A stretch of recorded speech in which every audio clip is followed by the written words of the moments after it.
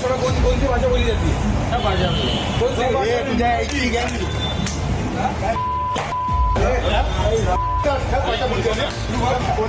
मारा ही गया है ना, एक हिंदू को मारा गया है ना, एक हिंदू को मारा गया है। तो मुझे बोलना है कि इतनी हिम्मत जाके नल बाजार और मोहम्मद अली रोड में दिखाओ ना। वो जो दाढ़ी वाले और गोल टोपी वाले क्या मराठी में बात करते क्या? शुद्ध मराठी में बात करते क्या? उधर जाने की, उनको कान के नीचे बजाने की हिम्मत नहीं है। जावेद अख्तर क्या मराठी में बात करता है क्या? आमिर खान क्या मराठी में गाता है क्या?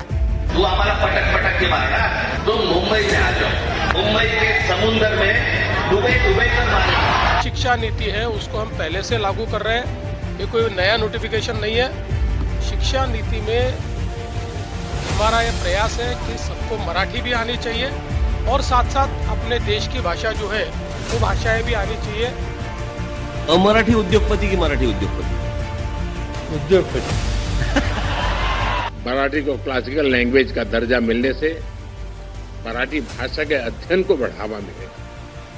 केंद्र सरकार के फैसले से मराठी भाषा के विकास के लिए काम करने वाले संगठनों, व्यक्तियों और छात्रों का बढ़ावा मिलेगा। भाषा प्रेम फैलाती है, भाषा नफरत नहीं फैलाती। मैं आशा करता हूँ कि हमारी माँ और हमारी मौसियाँ जितनी भी भाषाएं हैं, चाहे वो मराठी हो, चाहे गुजराती हो, चाहे कन्नड़, तमिल, तेलुगु, सब बहुत समृद्ध भाषा है।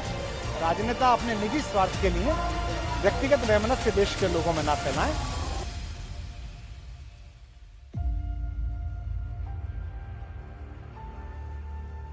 नमस्कार।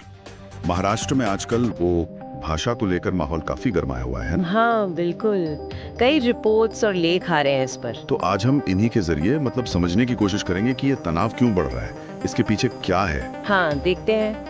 हाल की घटनाएं हैं, कुछ सरकारी फैसले हैं और वो पुराने विवाद भी हैं। कोशिश रहेगी कि पूरी तस्वीर सामने आए। बिल्कुल।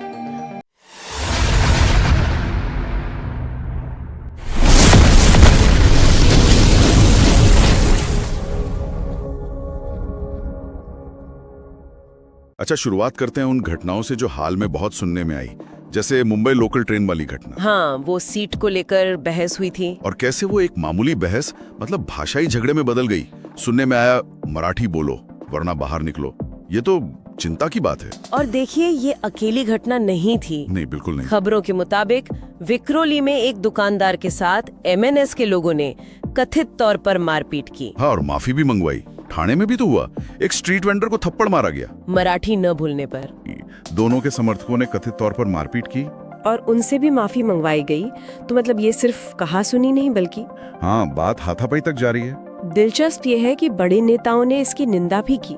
रामदास आठवले जी ने, मुख्यमंत्री फडणवीस ने भी इसे गुंडागर्दी कहा। कार्रवाई का भरोसा भी दिया था। भरोसा दिया, लेकिन खबरें बता रहे हैं कि घटनाएं फिर भी हो रही हैं। तो सवाल उठता है कि क्या ये सिर्फ बयान है या जमीन पर कुछ और चल रहा है। सही बात है, ये जमीनी घटनाएं तो हैं ही, पर एक और मोर्चा खुला है स्कूलों में। हाँ, वो हिंदी भाषा नीति वाला मामला। जी, सरकार का वो 18 जून का आदेश कि 1ली से 5वीं तक हिंदी तीसरी भाषा होगी, NEP 2020 के तहत। हाँ, 3 भाषा फॉर्मूला, लेकिन उसमें पेंच है। बिल्कुल, वो ऑप्ट आउट वाली शर्त। हार के कम से कम 20 बच्चे होने चाहिए हिंदी ना पढ़ने वाले। जो आलोचक कह रहे हैं कि ये तो अव्यवहारिक है, छोटे स्कूलों में ये कैसे मुमकिन होगा। इसीलिए वो कह रहे हैं कि ये तो एक तरह से पिछले दरवाजे से हिंदी थोपना है। और विरोध भी फौरन शुरू हो गया। एक्टिविस्ट्स हैं, MNS, शिवसेना, UBT, कांग्रेस, सब विरोध में आ गए। राज ठाकरे ने तो स्कूल बंद करने तक की धमकी दे दी थी। और सबसे बड़ी बात, उद्धव ठाकरे और राज ठाकरे जो बरसों से अलग थे, हाँ, वो आवाज मराठीच्या रैली के लिए एक मंच पर आ गए। ये दिखाता है कि भाषा का मुद्दा कितना भावनात्मक है महाराष्ट्र में। बिल्कुल, ये पुरानी राजनीतिक दुश्मनी तक भुला सकता है। सरकार का रवैया भी इसमें कभी नरम कभी गरम वाला रहा है। शायद वो संतुलन बनाने की कोशिश कर रहे हैं राष्ट्रीय नीति और स्थानीय भावनाओं के बीच। और देखिए, ये जो हालिया विवाद हैं, इनकी जड़ें सिर्फ आज की नहीं है, एक बहुत पुराना मुद्दा भी है। आप महाराष्ट्र कर्नाटक सीमा विवाद की बात कर रही हैं? हाँ बिल्कुल, वो 1956 से चला आ रहा है, जब भाषा के आधार पर राज्य बने थे। महाराष्ट्र का दावा है बेलगावी जैसे इलाकों पर, क्योंकि वहाँ मराठी भाषी आबादी ज्यादा है। 1966 में महाजन आयोग बना था, जिसने कहा बेलगावी कर्नाटक में रहे, जिसे महाराष्ट्र ने कभी माना नहीं। और मामला 2004 से सुप्रीम कोर्ट में है। लेकिन ये सिर्फ कोर्ट का मामला नहीं रहा। अक्सर नेताओं के बयान हाँ, बयानबाजी होती है, बसों पर हमले होते हैं, माहौल बिगड़ता है। और दोनों राज्यों में पार्टियां अपने अपने राज्य के रुख पर एक साथ दिखती हैं। बिल्कुल, ये दिखाता है कि भाषा का मुद्दा कितना बड़ा राजनीतिक हथियार बन चुका है। तो अगर हम इन सबको जोड़कर देखें तो ये तनाव बार बार क्यों उभरता है? असली वजह क्या लगती है?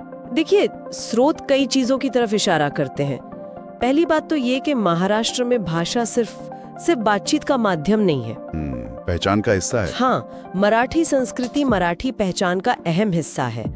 तो कोई भी बाहरी असर या थोपने की कोशिश को पहचान पर खतरा माना जाता है। अच्छा, और दूसरी वजह? दूसरी वजह है प्रवासन और बदलती जनसंख्या। जैसे वो रामदास आठवले जी का बयान था कि मुंबई की लगभग 60% आबादी गैर मराठी है। हाँ, मैंने भी पढ़ा था। तो इससे कुछ मराठी भाषियों में एक चिंता है कि कहीं उनकी भाषा, उनकी संस्कृति पीछे न रह जाए। और तीसरी वजह जाहिर है राजनीति। हाँ, बिल्कुल, भाषा के मुद्दे को राजनीतिक फायदे के लिए इस्तेमाल करना, खासकर चुनावों के आसपास, ये तो होता ही है। तो इस पूरी चर्चा से क्या मुख्य बात निकल कर आ रही है? देखिए, ये जो हाल की घटनाएं हैं, ये साफ दिखाती हैं कि जब भाषा और पहचान जैसे मुद्दों का राजनीतिकरण होता है तो सामाजिक सद्भाव कितना नाजुक हो सकता है। हाँ, रोज के झगड़े भाषाई रंग ले लेते हैं, या हिंदी नीति पर सारे राजनीतिक मतभेद भूलकर सब एक हो जाते हैं। ये सब गहरे तनाव का संकेत है। सही कहा। दिलचस्प ये है कि ये सारी कड़ियां, चाहे वो ट्रेन का झगड़ा हो, स्कूल नीति का विरोध या वो दशकों पुराना सीमा विवाद, सब एक ही तरफ इशारा कर रही हैं। किस तरफ? कि महाराष्ट्र अपनी पहचान को लेकर एक चौराहे पर है। बाहरी बदलाव और अंदरूनी राजनीति दोनों भाषा के संवेदनशील तार छेड़ रहे हैं। तो फिर रास्ता क्या है? कैसे ये तनाव कम हो? स्थायी शांति के लिए तो कई स्तरों पर काम करना होगा। समुदायों के बीच बातचीत बढ़ानी होगी। ऐसी नीतियां बनानी होंगी जो सच में बहुभाषावाद का सम्मान करे। कानून हाथ में लेने वालों पर सख्ती हो। और वो सामाजिक आर्थिक कारण, हाँ, उन पर भी ध्यान देना होगा जो इस तनाव को शायद कहीं न कहीं हवा देते हैं। और सीमा विवाद का भी कोई हल निकालना जरूरी है। सही बात है। आखिर में बात यही है कि महाराष्ट्र की भाषाई विविधता उसकी ताकत होनी चाहिए, कमजोरी नहीं। बिल्कुल। आगे का रास्ता तो आपसी सम्मान, सबको साथ लेकर चलने वाली नीतियों और बातचीत से ही निकलेगा। पर सोचने वाली बात यह है, और शायद श्रोताओं के लिए भी, कि क्या हमारे नेता और समाज, क्या हम सब इसके लिए जरूरी समझदारी और इच्छा शक्ति दिखा पाएंगे?